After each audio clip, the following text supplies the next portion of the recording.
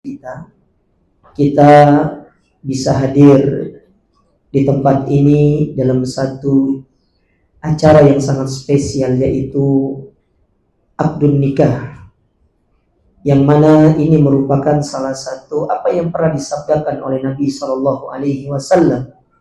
Nabi Shallallahu Alaihi Wasallam pernah bersabda, hakul muslim alal muslim sih. Di antara hak sesama muslim atas muslim yang lainnya itu ada 6. Salah satunya adalah idza da'aka fastajib. Apabila engkau diundang, maka penuhilah undangannya. Apalagi ini adalah undangan pernikahan. Maka tentu ini merupakan undangan yang sangat istimewa. Karena undangan ini adalah undangan ibadah. Karena kita akan sama-sama menyaksikan dua insan yang dipertemukan oleh Allah Subhanahu wa taala, yang akan mengikat janji dengan membawa nama Allah Subhanahu wa taala. Kaum muslimin wal muslimat yang dirahmati serta dimuliakan oleh Allah, pernikahan itu merupakan ibadah yang paling panjang. Kenapa disebut ibadah yang paling panjang? Karena pernikahan tersebut akan terus berlangsung sampai meninggal dunia, kalau memang takdir tidak memisahkan mereka. Ada di antara kita yang tadi saya dengar pernikahannya sudah 40-an tahun lebih, ada yang mungkin sudah mau 50 tahun lebih. Itu menunjukkan selama itu kita beribadah kepada Allah Subhanahu wa taala. Dan di antara tujuan pernikahan itu bukan hanya sekedar ingin mengganti status, yang tadinya bujang menjadi menikah, yang tadinya jomblo kemudian memiliki pasangan. Banyak tujuan-tujuan orang itu menikah. Tetapi Allah Subhanahu wa taala ketika menyebutkan tentang tujuan dari pernikahan itu, Allah mengatakan wa ja'ala bainakum mawaddatan wa rahmah. Allah jadikan pernikahan itu sebagai sarana untuk kita itu mendapatkan ketenangan, kecintaan, dan kasih sayang dari pasangan kita. Oleh karenanya, tidak akan mungkin bisa hal ini kita dapatkan kalau kita tidak memiliki apa-apa yang Allah dan Rasulnya perintahkan. Yang pertama, kalau kepingin menjadi keluarga yang apa yang disebutkan oleh Allah Ta'ala dan Rasulnya, baik ini kepada Mas Fahri dan Mbak Sinta dan juga kepada kita semuanya, bangunlah rumah tangga itu dengan ilmu. Ilmu yang dimaksud di sini kita harus ngerti ilmu dari masing-masing tugas kita sebagai suami dan istri. Suami tugasnya apa, istri tugasnya apa. Suami itu terkadang mereka tuh suka fokus hanya pada suami tugasnya mencari nafkah, memberikan nafkah. Benar. Tapi ada tugas suami yang paling utama, yaitu bagaimana suami itu menggenggam tangan istrinya untuk dia bawa masuk ke dalam surga. Dan itulah yang kemudian Allah katakan di dalam Al-Quran. Coba perhatikan Allah ketika menyebutkan dalam Al-Quran. Allah berfirman, ya ayyuhalladzina amanu qu anfusakum wa ahlikum. Nah, para ulama tafsir ketika menyebutkan ayat ini itu ditujukan kepada para suami. Kenapa kepada para suami? Karena suamilah yang memiliki power untuk bagaimana mengarahkan rumah tangga itu menjadi rumah tangga yang terbaik di hadapan Allah Ta'ala. Oleh karenanya Allah mengatakan ar-rijal qawwamuna 'alan nisa.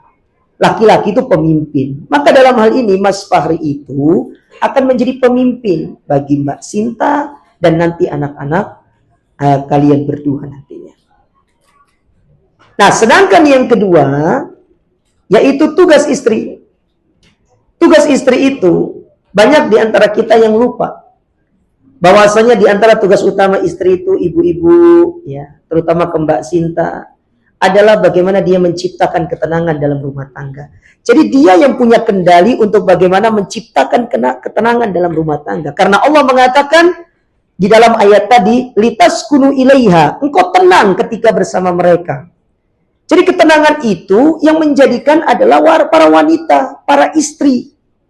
Maka belajarlah dari Khadijah radhiyallahu taala anha. Ketika Nabi SAW pulang dari Gua Hira dalam kondisi ketakutan, Nabi hanya mengatakan kepada Khadijah, selimuti aku. Khadijah tidak ngomong apa-apa kepada suaminya, tidak ngomong kenapa mas, kenapa begini, kenapa. Benar-benar Khadijah itu menenangkan suaminya dan tidak ngomong apa-apa sampai suaminya yaitu Nabi yang berbicara sendiri. Kadang-kadang kita dapati para istri, suaminya pulang dalam kondisi mungkin lagi ada masalah. Mas lagi apa? Ini orang lagi punya masalah. Mungkin lagi ada hal-hal yang dia tidak senangi. Dia pun ingin tenang dulu, kemudian jangan dijejali dengan pertanyaan dari mana, kenapa. Akhirnya setelah dicerita, makanya mas dengar apa kata istri, katanya gitu. Padahal suami itu butuh ketenangan dulu. Nah kalau kemudian kita sebagai para istri tidak bisa menciptakan ketenangan bagi suami kita, lantas kepada siapa nanti kemudian suami akan mencari ketenangan? Maka belajarlah untuk memahami poin yang ini. Bukan hanya sekedar ngurus rumah, benar itu kewajiban yang luar biasa. Menjaga harta, benar. Mengurus anak, benar. Tapi bagaimana menjadikan suami mendapatkan ketenangan ketika dia pulang ke rumah, itulah yang paling utama yang harus dilakukan oleh seorang istri. Dan ini saya wasiatkan secara khusus kepada para istri, terutama kepada Mbak Sinta yang akan menjadi istri dari Mas Fakhri insyaAllah. Nah oleh karenanya, pahami ilmu ini supaya kita menjadi pasangan yang terbaik di hadapan Allah. Kemudian yang kedua, yang terakhir, rumah tangga itu kalau kepingin bahagia, hendaklah dibangun di atas ketakwaan. Takwa kepada Allah Ta'ala. Apa itu definisi takwa? Gambaran definisi takwa, kita tidak usah berbicara secara definitif lah. Kita tidak usah berbicara secara pengertian. Takwa itu kalau secara aplikasinya, kalau Anda sholat, bangunkan istri Anda sholat. Kalau istrinya sholat, suaminya diingatkan sholat. Gitu caranya bertakwa. Kalau suaminya melakukan ketaatan, ajak istrinya. Kalau istrinya melakukan ketaatan, ajak suaminya. Jangan kemudian jalan-jalan sendiri, berjalan sendiri masing-masing. Tidak. Tapi bagaimana kita saling mengajak pasangan kita untuk saling bertakwa kepada Allah, menjalankan apa yang menjadi perintah-perintah dari Allah, meninggalkan larangan-larangan yang Allah larang kepada kita. Maka kalau sudah rumah tangga itu penuh dengan ketakwaan, mau harta sedikit, mau harta banyak, pasti bahagia. Tapi kalau rumah tangga itu tidak ada ketakwaan, mau harta banyak, mau uang banyak, tidak akan pernah bisa mendapatkan ketenangan di dalam rumah tangga. Oleh karenanya, suatu nasihat yang sangat indah dari Al-Imam Asy-Syafi'i, beliau pernah mengatakan, lastu aras sa'adata bijam'il mal. Aku tidak pernah melihat kebahagiaan itu dengan orang mengumpulkan harta yang banyak.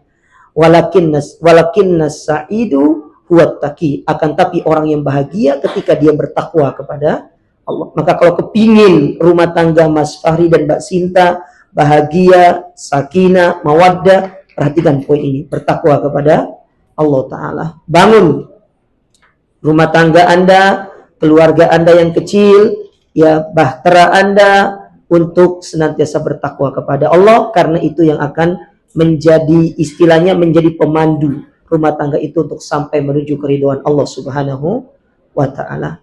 Inilah beberapa nasihat yang bisa kami sampaikan. Semoga ini bisa menjadi bekal untuk mengarungi perjalanan rumah tangga Mas Fakhri dan Mbak Sinta ke depannya, dan semoga Allah Subhanahu wa Ta'ala menjadikan rumah tangga antuma berdua sebagai rumah tangga yang sakinah, mawaddah, warahmah, dan dipenuhi dengan keberkahan dari Allah Subhanahu wa Ta'ala. Demikian yang bisa kami sampaikan. Aku qouli hadza, wassalamualaikum warahmatullahi wabarakatuh.